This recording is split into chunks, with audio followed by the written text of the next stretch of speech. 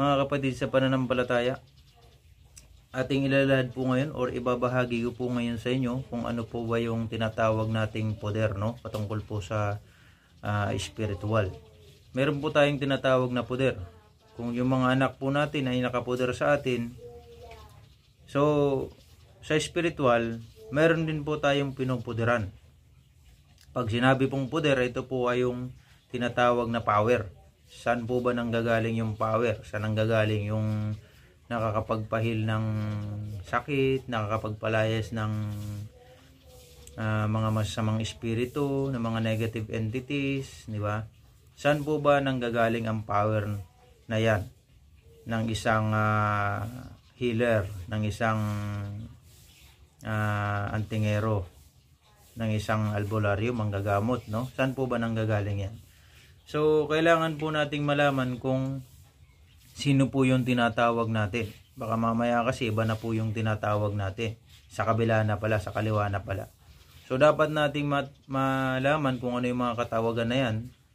Yung Elohim, Sabaoth, Yahuwah.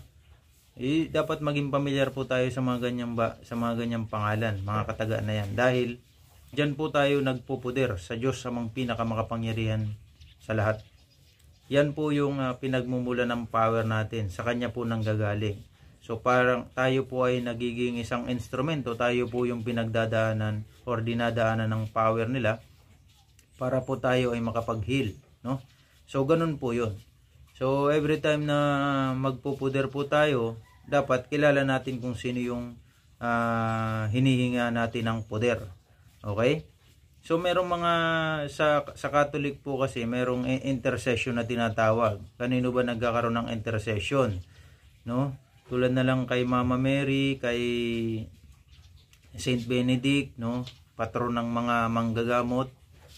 Siya po 'yon. So yung pong mga yan nagkakaroon ng intercession sa Diyos sa mga pinakamakapangyarihan sa lahat. Okay? Meron ding yung mga apostoles, apat na ebanghelista, di ba? Si Juan, Mateo, Marcos, Lucas, si